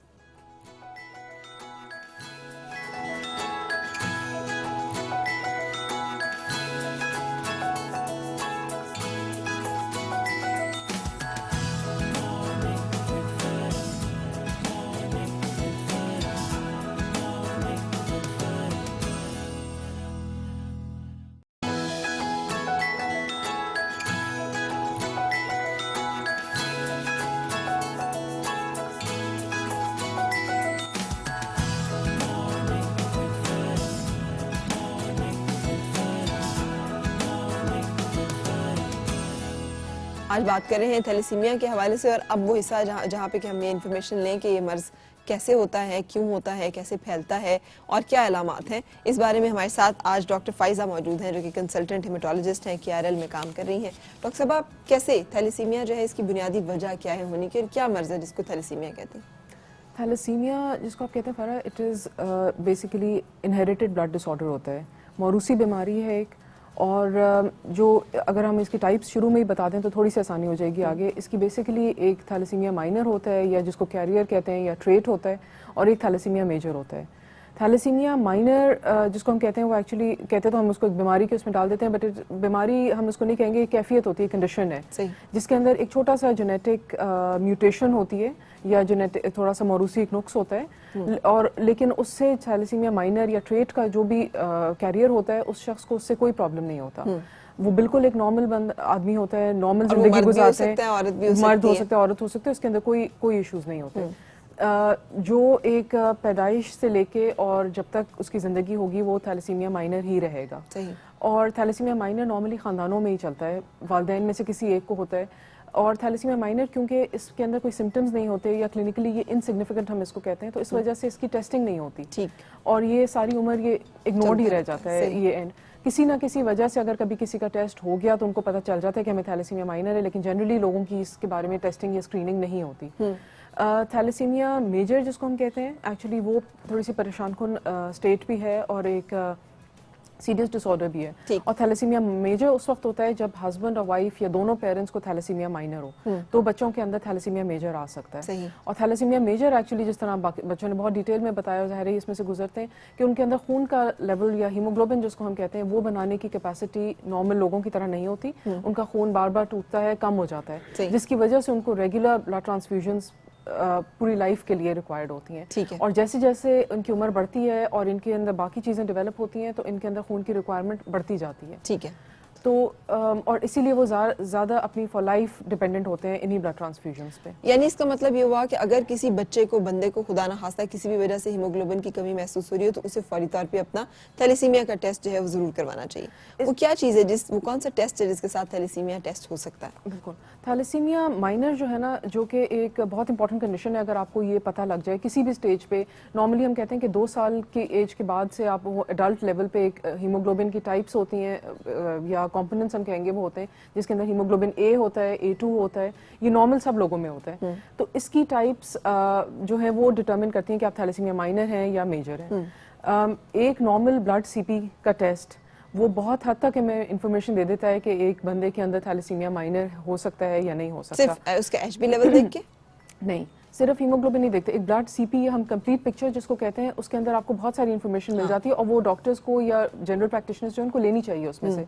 तो उसके अंदर एक तो हीमोग्लोबिन का लेवल हम देखते हैं, दूसरा हम देखते हैं कि MCV एक चीज़ होती है और एक MCH चीज़ होती है। MCV नॉर्मली साइज बताती है, जो हमारे लाल खुलिये हैं खून के, रेड सेल्स जिनको कहते हैं, और MCH उनके अंदर हीमोग्लोबिन कंटेंट बताती है। तो ये सब नॉर्मल रेंज से काफ़ी कम होता है। और थैलेसीमिया माइनर के क्योंकि जो पेशेंट्स होते हैं उनका नॉर्मली खून का लेवल या तो नॉर्मल होता है, जो हम एडल्ट्स में कहते हैं कि 14 में नॉर्मली उनका 13 तक होगा, या बहुत लोगों का 14 भी होता है, इवन 15 भी देखा गया है, या और फीमेल्स में जो होता है 12 या थोड़ा सा 12 से कम होता है। तो थैलेसीमिया माइनर के लोगों को नॉर्मली हीमोग्लोबिन का इतना इशू नहीं होता, अनलेस कि उनके अंदर साथ साथ फौलाद की कमी भी आ गई है तो उसके अंदर कमी हो जाएगी। तो फिर इसका मतलब है कि अगर कोई भी शख्स अपने उसको भी खुद देखना चाहे तो उसे दो जो आप बता रही हैं, MCH और MCV, बिल्कुल इन दोनों को इनको जरूर देखना चाहिए साथ हीमोग्लोबिन के साथ साथ, क्योंकि अगर सिर्फ आपने हीमोग्लोबिन देखा तो अक्सर वो इग्नोर करते हैं कि आपका हीमोग्लोबिन तो ठीक है 13 है, नॉर्मली लोगों का मेल्स में 14 होता है, तो वो इग्नोर हो जाएगी। इन दोनों में से कोई भी चीज एबनॉर्मलिटी का कैसे पता चलेगा कि क्या चीज एबनॉर्मल है? नॉर्मली जो इनकी रेंज होती है, जो MCV की रेंज होती है वो अबाउट 82 के करीब होती है, 82 से 94 फेमटोलीटर्स हम कहते हैं, तो इनकी अबाउट 75 से कम देखी गई है जनरली। इसी तरह MCH की रेंज जो है वो नॉर्मली 27 से शुरू होती है टिल अबाउट 34 पाइकोग्राम्स, तो इनकी जो होती है कोई 25 से कम होती है। तो आपको एक अंदाजा हो जाता है। ऑब्वियसली कंफर्मेशन तो इसकी एक टेस्ट होता है जिसको हम हीमोग्लोबिन स्टडी कहते हैं, और इसका एक स्पेशलाइज्ड मेथड है जो हीमोग्लोबिन इलेक्ट्रोफोरेसिस है। तो ये कंफर्मेशन तो इसकी बहरहाल उस पे होती है, लेकिन एक आइडिया आपको बहुत अच्छी तरह हो जाता है कि इनको थैलेसीमिया माइनर हो सकता है या नहीं हो सकता। बिल्कुल सही। अच्छा, वैसे पता नहीं मेरी बात को सारे लोग किस तरह से लेंगे, लेकिन मेरा दिल चाहता है, मुझे अच्छा लगता है कि हमारे यहाँ जहाँ हम पॉलीगेमी को, दूसरी शादी को अगर निकाह नामे में रेगुलेट कर सकते हैं और देख सकते हैं, तो इस तरह के बहुत से मसाइल जहाँ इंसानी जान इन्वॉल्व है वहाँ उनको भी रेगुलेट करने की बहुत ज़्यादा ज़रूरत है कि आप ये मैंडेटरी कर दें कि कम से कम आप टेस्ट तो करवा लें अपने शादी से पहले। उसमें ये होता है कि अगर आप माइनर हैं तो आप अवॉइड कर सकते हैं कि किसी दूसरे माइनर के साथ शादी ना करें, और एक माइनर अगर एक हेल्दी इंसान के साथ शादी करता है तो उसके नतीजे में कोई भी उसको खतरा नहीं है, ना उसको नहीं है, ना उसके नतीजे में पैदा होने वाले बच्चों को नहीं है। सो अगर ये एक प्रिवेंशन किसी तरह से मैंडेटरी की जा सके तो इसमें कोई बुराई तो नहीं है। बिल्कुल बुराई बिल्कुल नहीं है, बस इसको रेगुलेट करने की बात है थोड़ा सा, और थोड़ा स्टैंडर्डाइज तरीके से करने की बात है। इसके अंदर एक्चुअली रिलायबिलिटी ऑफ रिपोर्ट्स ज़ाहिर इंपॉर्टेंट हो जाती हैं, किसी भी बीमारी की डायग्नोसिस में वो इंपॉर्टेंट होती हैं, लेकिन इसमें क्योंकि आप एक लाइफ लॉन्ग लेबल लग रहा है तो इसके अंदर बहुत ज़्यादा हम एज अ डॉक्टर भी अपनी बहुत ज़्यादा पाकिस्तान जैसे मुल्क में जहाँ पर के इंतकाल खून के जराए भी साफ और उस तरह से मैसर नहीं है, वहाँ पे मेरा ख्याल है चंद टेस्ट बहुत बुनियादी शामिल होने की जरूरत है, जिसमें एक थैलेसीमिया का है, दूसरा हेपेटाइटिस का है, तीसरा HIV एड्स का है, और बहुत सारी और ऐसी चंद चीजें जो कि मौरूसी तौर पे या फिर इस तरह की शादी के नतीजे में एक से दूसरे को या फिर आगे मुंतकिल हो सकती है खानदान में, उनको टेस्ट करना बहुत जरूरी है अगर हमने अपने आप को इन तमाम अमराज से पाक रखना है, क्योंकि prevention is always better than cure. हमारे पास जितने फंड स्पेंड करने के लिए नहीं है, अगर हम 6 महीने के बाद हमें कहने की जरूरत पड़ जाए जी हमारे पास फंड्स खत्म है, आपको दवाइयां नहीं दे सकते, तो बेहतर है कि हम वो पैसे लगा के प्रिवेंशन पे काम कर लें कि और पेशेंट्स जो हैं उसका शिकार न है ना। बिल्कुल। और इस बारे में कौन सा इदारा आपके ख्याल में विजिलेंट, कौन सा इदारा हुकूमत मतलब वजारत सेहत ही इस बारे में कोई इनिशिएटिव लेगी? मिनिस्ट्री ऑफ इंफॉर्मेशन को चाहिए कि वो अवेयरनेस पे काम करे, और हेल्थ मिनिस्ट्री तो डेफिनेटली उसी का ये बनता है टारगेट। लेकिन अभी ये बात जैसा डॉक्टर फाइजा कर रही थी, अगर हम अपना ब्लड ग्रुप, नॉर्मली हमारे लोगों को ब्लड ग्रुप का भी नहीं पता होता, जितना इम्पोर्टेंट हमारा ब्लड ग्रुप है ना, उतना ही इम्पोर्टेंट ये भी जानना है कि आप किसी मोरूसी बीमारी का शिकार तो नहीं है जो आपकी नस्ल को एक अजियत में मुब्तला कर रहा है। तो थैलेसीमिया का जो टेस्ट है, जिस मुल्क के अंदर इतनी प्रेवलेंस भी है, शादी से पहले बेहतर है कि करवा लें, और 2 कैरियर अवॉइड कर लें, खुद ही से कर लें, किसी को बताने की जरूरत नहीं है, आप खुद अपना टेस्ट कराएं। अगर आप माइनर हैं, ना ढंडूरा पेटें आप उसका कि आपकी शादी होने में रुकावट है, लेकिन आप ये तो अवॉइड कर सकते हैं कि दूसरा शख्स तो नहीं है कहीं थैलेसीमिया माइनर, ताकि बच्चे ना उसके। लेकिन डॉक्टर फाइजा, वो जो एक ऑप्शन और भी है हमारे पास, अगर शादी से पहले आप टेस्ट नहीं करवाते किसी भी वजह से, तो फिर आप हमल के इब्तदाई दिनों में टेस्ट करवा सकते हैं। वो डॉक्टर फाइजा इस पे ज्यादा बेहतर रोशनी डाल सकती है। वो क्या चीज़ है, उस पर बात करते हैं, लेकिन उससे पहले कॉलर से भी कर लेते हैं। अस्सलाम वालेकुम। अस्सलाम वालेकुम। वालेकुम अस्सलाम। फराबी मेरा ना कजन है, तो वो थैलेसीमिया का शिकार है बचपन से। ठीक है। पहले तो उसको हेपेटाइटिस, उसके बाद हमें पता चला कि उसको थैलेसीमिया हो, और ना बोल सकता है, ना वो चल फिर सकता है, मतलब ऐसी हरकत भी नहीं कर सकता। सही। और ये गर्दन जो है वो भी मतलब सही। ठीक है। मदर जो है मैम परेशान है, हमें प्लीज बता दें उसके बारे में कुछ, अगर कुछ इलाज, हम इलाज अपने तौर पे करना चाहते हैं। पहले तो मैं आपको नंबर जो है वो दूंगी अपनी आज की मेहमान का ही, जो कि थैलेसीमिया अवेयरनेस एंड प्रिवेंशन पे काम करती है, और इनके जिम्मे ही लगाऊंगी कि आपको इस बारे में गाइड करें कि क्या कुछ किया जा सकता है। और फिर दूसरे लेवल पे हम देखेंगे कि अगर आपको कुछ फंड्स वगैरह चाहिए हैं तो वो कैसे उस पर अरेंज किए जा सकते हैं। ठीक है, थैंक यू। जी, हमें इंफॉर्मेशन चाहिए क्योंकि लाहौर से भी हम इंफॉर्मेशन इन्हें लाहौर से चाहिए, तो ये कहाँ पे जाएं जिसके साथ ही थैलेसीमिया का मुनासिब इलाज? देखिए, पंजाब गवर्नमेंट ने एक बहुत अच्छा स्टेप उठाया, we must appreciate Punjab thalassemia prevention programme के नाम से। सिर्फ एक सूबे में है जी? ये पंजाब में है। केपीके में है क्या? नहीं, केपीके में नहीं है ऐसा, नहीं, मेरे अभी सुनने में नहीं आया। बलूचिस्तान में है? मेरे सुनने में नहीं आया, लेकिन पंजाब का सुनने में आ रहा है। Punjab thalassemia prevention programme Ganga Ram hospital में है, वहाँ तो बाकी सूबों को भी मेरा ख्याल है इस तरह का इनिशिएटिव लेना चाहिए। यही बात मैं करना चाह रही थी। मैं पहले पंजाब का बता दूं कि जो पंजाब के इर्द गिर्द से ताल्लुक रखते हैं, वो पंजाब में लाहौर में गंगाराम हॉस्पिटल जा सकते हैं, वहाँ पे उनकी सीवीएस स्क्रीनिंग, थैलेसीमिया स्क्रीनिंग, ये तमाम चीजें फ्री ऑफ कॉस्ट की जा रही हैं गवर्नमेंट ऑफ पाकिस्तान की तरफ से। ठीक है। लेकिन यहाँ सवाल ये पैदा होता है फरा कि गवर्नमेंट ऑफ पाकिस्तान सिर्फ पंजाब को देख रही है, तो क्या बाकी पाकिस्तान के ये सुतेले हैं सूबे?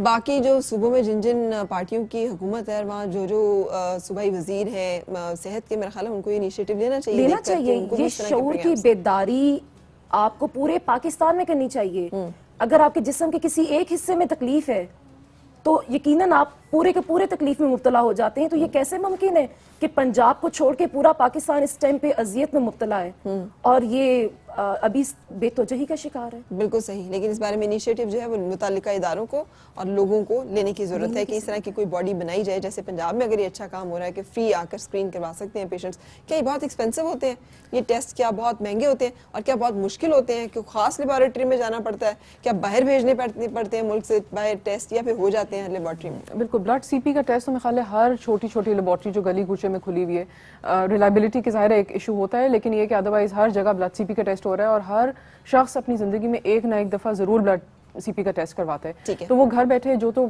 थोड़ा बहुत जिनको आइडिया है वो अपनी रिपोर्ट खुद भी देख सकते हैं, नहीं तो किसी भी डॉक्टर से कंसल्ट कर लें। ठीक है। और ये थोड़ा सा किसी भी इसके बारे डॉक्टर में पे आकर ना थोड़ा सा मुझे ऑब्जेक्शन ही हो जाता है कि वो किसी भी डॉक्टर को खुद अवेयरनेस नहीं होती, बहुत दफा कि वो नहीं क्या होती। चीज देखनी है और क्या नहीं यही देखनी। वजह है क्योंकि हम कहते हैं कि अगर दोनों पेरेंट्स को थैलेसीमिया माइनर है तो बच्चों के अंदर 25% चांस हर प्रेगनेंसी में हो सकता है कि उनको थैलेसीमिया मेजर हो।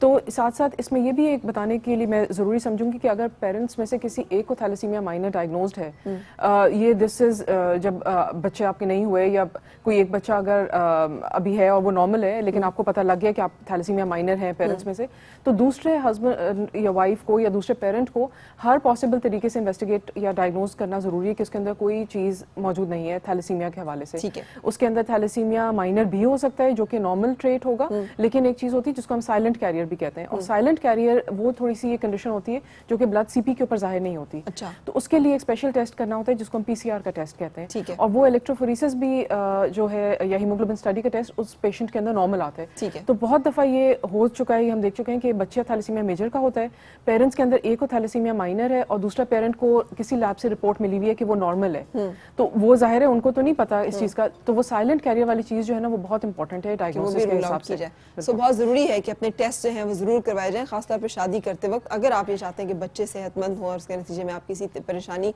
और किसी ऐसे कंडीशन का शिकार ना हो। ब्रेक के लिए हम रुक रहे हैं और ब्रेक के बाद आपसे मुलाकात।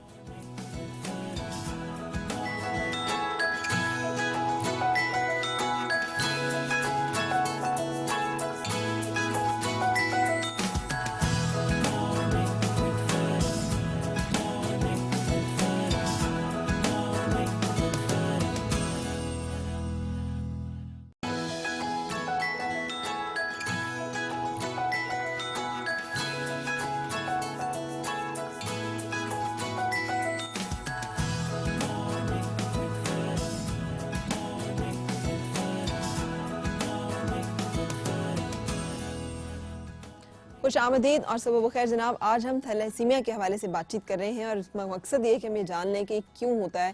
ख़ानदान में की जाने वाली शादियाँ अमूमन इसकी ज़्यादा वजह होती हैं और ये किसी भी वजह से किसी एक ख़ानदान में ये एक मसला पाया जा सकता है जिसे अवॉइड किया जा सकता है कि एक ही तरह के मसले के शिकार दो लोग आपस में शादी ना करें, क्योंकि अगर दोनों को थैलेसीमिया माइनर होगा तो उसके नतीजे में जो बच्चे होंगे वो इस मर्ज़ का शिकार होंगे।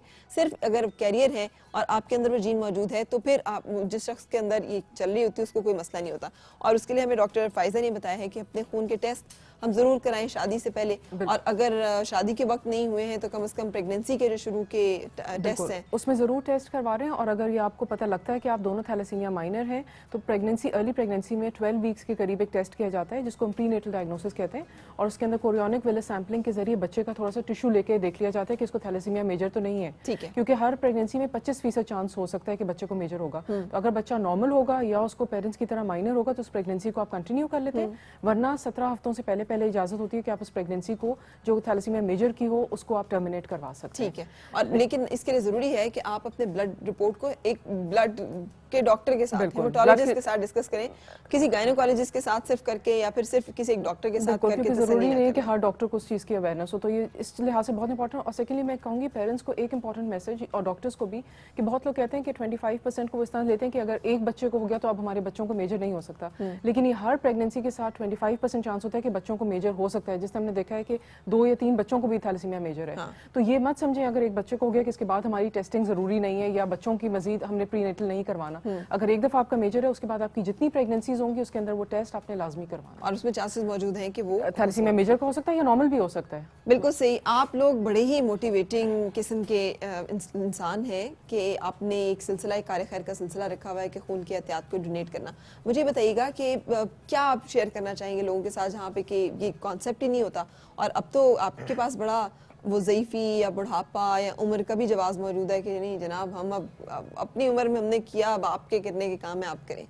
देखिए एज में कहा है कि रेगुलर डोनर्स यानी जो 2 साल पहले दे चुके हों उसके लिए कोई अपर एज लिमिट नहीं है। अच्छा। मैंने 92 के एज का पढ़ा है कि लोगों ने दिया, मैं 76 का हूँ तकरीबन। अच्छा माशाल्लाह। इसमें कोई बात नहीं। दूसरी बात यह कि डायबिटीज़ मुझे है वो भी बार नहीं है, डायबिटिक्स दे सकते हैं।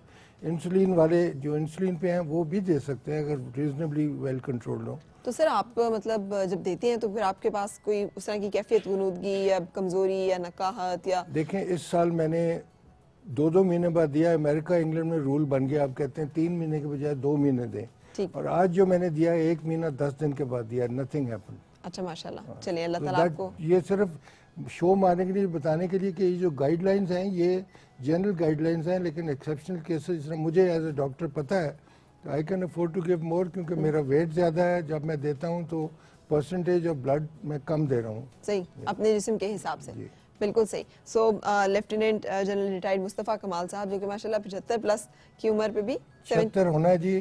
फरवरी 11 को मैंने बर्थडे पे देनी थी, आप लेकिन जैसे मैंने लोगों कहा की तो मैं जिंदगी आपके की फंक्शन के लिए पहले दे दिया। अच्छा चले, आपकी जिंदगी क्या, आप लोगों की जैसे कि जिंदगी की तो तौलत की दुआ मांगने को दिल चाहता है, जिनकी जिंदगी से बहुत सारी जिंदगियों की शमा जो है वो रोशन होती है हर तरह से। वो फैज आपका जो है वो खून का अतिया देकर भी वो अपनी किसी भी तरह से, जिस तरह से आप दूसरों की जिंदगी में कंट्रीब्यूट कर सकें, इज इम्पॉर्टेंट। एंड मैं ज़ाती तौर पर उसके लिए शुक्रगुजार हूँ कि आप जैसे लोगों की वजह से ही शायद अल्लाह ताला जो है इस दुनिया में निज़ाम कायनात चल रहा है। अच्छा बुरहानी साहब, आपका भी इसी तरह, आप तो मेडिकल के शोबे से नहीं है? नहीं, मैं एक बिजनेसमैन हूँ। अच्छा, लेकिन आपने देखा है कि ये रुझान पाया जाता है लोगों में खून देने का? क्यों, चूंकि मैं एक ऑर्गेनाइजेशन को लीड कर रहा हूँ, अच्छा, बुरहानी ब्लड डोनर को, लेकिन उसमें ये है कि मैं हम लोग जाते हैं यूनिवर्सिटीज़ में, कॉलेजेस में, मैं खुद कैंप्स लगाता हूँ। तो उसमें हमारे जो नौजवान हैं उसमें अगर थोड़ा सा उनको मोटिवेट किया जाए तो उसमें बहुत ज़्यादा पोटेंशियल है। अच्छा, सिर्फ मोटिवेशन की बात है, उनको गाइडलाइन की ज़रूरत है। सही, वरना वो पीछे हटने नहीं है। जैसे भी आपने देखा है, हमारी तारीख गवाह है कि कभी भी ऐसा हमारे मुल्क पे ऐसा वक्त आया है तो उनकी कतारें लग गई हैं। बिल्कुल ठीक है, उनको बताने की ज़रूरत नहीं पड़ती, लेकिन अगर आप प्रॉपर गाइडलाइन के साथ उनको चलाएं कि भाई इसके कोई हार्म साइड इफेक्ट्स नहीं है, हार्मफुल नहीं है। लेकिन प्रॉपर फिर क्यों मुश्किल होती है अगर खून हमारे यहाँ इतना दस्तयाब होता है? एक्चुअली कई दफ़ा मैंने हमारे यूनिवर्सिटीज़ के अंदर मैंने देखा है जो बहुत पढ़े लिखे हैं फैकल्टीज़, उनमें से कहते हैं कि नहीं नहीं ये लोग पता नहीं क्या हो जाएगा आपको और नहीं देना ब्लड। माँ बाप जो उनको वो मोटिवेट नहीं करते अपने यंगस्टर्स को। मेरा बेटा यहाँ बैठा है, वो अभी 20 साल का नहीं हुआ, अभी 10वीं मरतबा उसने ब्लड दिया। अच्छा माशाल्लाह, 17 साल से वो दे रहा है ब्लड, 17 साल की उम्र से। आपका बेटा? ये हुसैन। अस्सलाम वालेकुम हुसैन, कैसे हैं आप? अब्बा ने कोई जोर जबरदस्ती से आपको दिए? माइक दें हुसैन को। अब्बा ने कभी जोर जबरदस्ती की आप पे कि आपने देना है? अच्छा, फिर अपनी मर्जी से दिया? अपनी मर्जी से। तो बच्चे तो एक इंजेक्शन लगाते हुए डरते हैं, तो आप माशाल्लाह कैसे जवां मर्द हैं कि आपने 10 दफा अभी तक खून दे चुके हैं माशाल्लाह। कभी कुछ ऐसा हुआ नहीं, कभी कोई फेंटनेस, कभी कुछ भी। सही, तो क्यों आप क्यों देते हैं? आपके क्या वजह देने की, खून का अतिया देने की? अब्बू के साथ काफ़ी मैंने थैलेसीमिया पेशेंट्स का देखे हैं मैंने, तो आई थिंक देना अच्छी बात है और हेल्थ के लिए भी अच्छा है। बिल्कुल सही, तो देना अच्छी बात है बहुत, इसलिए कि अगर आपकी थोड़ी सी एक किसी भी चीज़ को देने से किसी दूसरे की जिंदगी बच सकती है, तो इससे बड़ी बात जो है वो और कोई नहीं हो सकती। सो लाइक फादर लाइक सन। हाँ, तो ये सबसे बड़ी इसमें मैं तो ये समझता हूँ, मेरा अपना ओपिनियन है जी कि इसके वैसे तो ब्लड देने के बेशुमार फ़वाइद हैं, लेकिन हम 2 मेजर जो है ना इसके बेनिफिट्स हैं। एक तो साइकोलॉजिकल, रूहानी जो रूहानी तस्कीन है, और एक फिजिकली। अच्छा, रूहानी के अंदर आप देखें कि हमारे जो मुल्क के अंदर आजकल जो हालात हैं, हर बंदा स्ट्रेस के अंदर है। हाँ जी, नफ्सा नफ्सी है, टेंशन्स हैं। आप जब किसी को, आप वैसे भी आप देखें कोई अच्छा काम करते हैं या किसी को तोहफा देते हैं, तो आपको एक अच्छी तस्कीन मिलती है, सुकून मिलता है कि मैंने अच्छा काम कर लिया। जब gift of blood is a gift of life, gift of life, इससे बड़ा तोहफा तो आप दे ही नहीं सकते किसी को। सही सही। तो ये आप जब ये जिंदगी का तोहफा देंगे तो फिर आपकी तस्कीन जो है ना कैसी होगी, अंदर आपको रूहानी सुकून मिलेगा। बिल्कुल, मुझे तो इसमें वो वाकया याद आ रहा है, वो जो जंग में सारे सहाबा शहीद थे और वो मतलब जख्मी थे और लेटे हुए हैं, पानी लेके जाते हैं तो कहते हैं उसको पिला दो पहले, उसको पिला दो। यानी आप उस कैफियत में जिसमें अपनी जिंदगी के लिए आपको पानी चाहिए तो आप दूसरे को सोच रहे हैं, अगर तो अगर खून का अतिया आप दे सकते हैं इस तरह से। दोनों में रिलेशन शायद बहुत सारे लोग ना बना सके, लेकिन मेरे नजदीक बनता है ये कि आप अपनी प्रेशियस चीज जो आपके लिए उस वक्त बहुत प्रेशियस है उसको आप शेयर करें लोगों के साथ, तो फिर उसमें उसकी जो दुआएं मिलती है, उनकी जो आपको मिलती है, तो आपको कितनी तस्कीन मिलती है, आपको कितनी रूहानी जो आपको सुकून मिलता है, हाँ जी। वो आप पैसों से नहीं खरीद सकते उसको। बिल्कुल सही, बिल्कुल सही। और कोई secondly- आपको भी इस पे कमजोरी नकात माशाल्लाह 123 अभी मैं जाऊंगा अपने काम में लग जाऊंगा और रात को 9 बजे घर जाऊंगा जी। अच्छा माशाल्लाह। हाँ, वो काम करके तो अपने रूटीन है और रूटीन वर्क करूंगा सारा जो बिल्कुल सही। सो अब हम वाइंड अप करना चाह रहे हैं। एक तो ये कि हम इसे लेबल ना करें। बच्चों, अब आप लोग समझते हैं कि लोग को डरते हैं इससे कि थैलेसीमिया का अगर बता दिया जाए तो जनरल रिस्पांस लोगों का क्या होता है? काफ़ी दूर कहते हैं कि ये थैलेसीमिया का बच्चा, इसके पास ना जाओ। मेरी आपी है, मैं जाती हूँ, उनकी बेटी बहुत खूबसूरत है। मैंने उसको पारी की तो मेरी दूसरी फ्रेंड कहती ना ना तुम इसको ना उठाया करो, इसको भी बीमारी लग जाएगी। सो ये एक मिथ कि थैलेसीमिया छूने से या एक दूसरे के साथ मिलने से नहीं लगता, कुछ भी नहीं होता, ये खून के नतीजे में होता है। और आप लोगों की गलत बातों को अपने दिल पे नहीं लगाते। अगर कोई शख्स कोई गलत बात करता है तो ये उसकी गलती है ना, तो आप क्यों रो रही हैं? आप इतनी प्यारी सी बच्ची हैं, जिसने मुझे कहा है मुझे उम्रा करने जाना है। सबसे बड़ी ख्वाहिश है कि मैं उम्रा करूं। चलें, अल्लाह ताला आपकी ख्वाहिश जो है पूरी करे।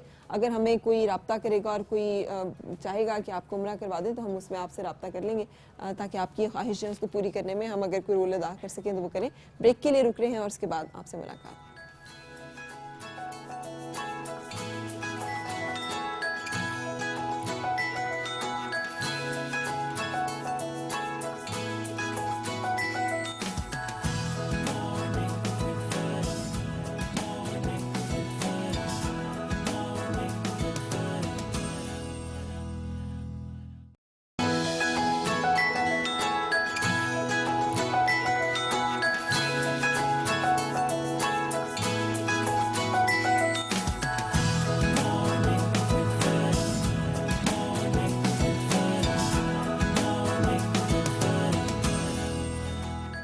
खुश आमदीद और सुबह खैर जनाब। आज हमने थैलेसीमिया पे बात की और आयशा, मैं चाह रही थी कि अब आप कोई क्लोजिंग नोट जो कि आप हमें दे सकें। देखिए, थैलेसीमिया ऐसी बीमारी जिसमें मुब्तला होने के बाद इन फैमिलीज़ का जो है वो ज़्यादा गुजर बसर हॉस्पिटल्स में हो जाता है, हस्पताल आबाद और घर सुनसान हो जाते हैं। इस हवाले से एक ही बात है, get tested before it taste you.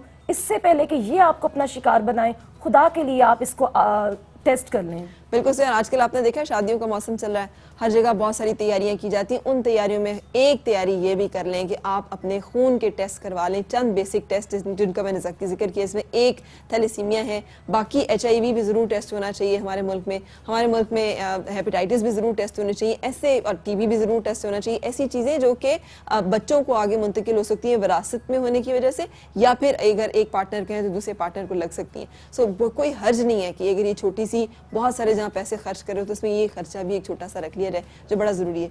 इन सारे बच्चों ने मुझे कहा है कि एक बात ज़रूर सब लोगों को बता दें कि हम नफ़रत के काबिल तो नहीं है, हमारा कोई जुर्म तो नहीं है, हम मुजरिम तो नहीं है। क्यों हमें धुतकारते हैं और क्यों हमसे दूर दूर रहते हैं? हम में से किसी को भी अपना अगर किस्मत पे इख्तियार होता तो शायद हम अपने लिए वही किस्मत मुंतखब करते जो कि आप लोगों की है। तो आज अगर हम इसका शिकार हैं तो हमें आपके प्यार की ज़रूरत है, आपकी तवज्जो की ज़रूरत है। और ये जो एक हम करते हैं कि अगर किसी ने बता दिया कि उसे थैलेसीमिया है तो हम उससे दूर दूर रहें, ना ये छूने से लगता है, ना ये एक दूसरे के साथ बैठने से लगता है, ना ये प्यार एक दूसरे के साथ करने से, बातें करने से लगता है। ये सिर्फ उस सूरत में होगा जब दो थैलेसीमिया के कैरियर शादी करेंगे और उस शादी के नतीजे में थैलेसीमिया मेजर का बच्चा पैदा हो सकता है। सो कोशिश इसको करनी है कि हमने इसको अगर बचाना है तो हम अपने टेस्ट करवाएं खून के। और हमारे पास कितनी पॉजिटिव मोटिवेशंस आज मौजूद हैं। लेफ्टिनेंट जनरल रिटायर्ड मुस्तफ़ा कमाल साहब, अल्लाह ताला आपकी उम्र जो है 175 साल की करे, और आज आपने 126वीं दफ़ा दिया है खून। अल्लाह करे कि आप हज़ारों दफ़ा खून जो है इसी तरह से अपना अतिया दे सकें। अल्लाह ताला आपकी सेहत इसी तरह से कायम दायम रखे। आपका बहुत शुक्रिया बुरहानी साहब, यही तमाम दुआएं आपके लिए भी। अल्लाह ताला आपको और आपकी औलाद में बरकत डाले। जिस तरह से आप लोगों की ज़िंदगी में एक दिया जलाते हैं, अल्लाह ताला आपकी ज़िंदगी में बहुत सारे ऐसे दिए जो हैं वो रोशन कर दे। और उन तमाम लोगों के लिए भी जो किसी न किसी हवाले से जुड़ते हैं एहसास के साथ, दूसरे इंसान की तकलीफ़ को दूर करने में, वो आप भी हो सकते हैं। और मैं चाहूँगी कि आप भी हों, इससे कि हम में से कोई भी जब एहसास करता है दूसरे इंसान का तो उसका एहसास करने की जिम्मेदारी अल्लाह ताला अपने बंदों के सुपुर्द ले लेता है। कि जो बंदों के काम करता है अल्लाह ताला उसके काम अपने ज़िम्मे में ले लेता है। सो अपना ख्याल रखिएगा इस दुआ के साथ कि आपकी हर सुबह खुशगवार हो और हर खुशगवार सुबह का अंजाम बखैर हो। मुलाकात होगी इंशाल्लाह कल फिर, उस वक्त तक अल्लाह हाफ़िज़।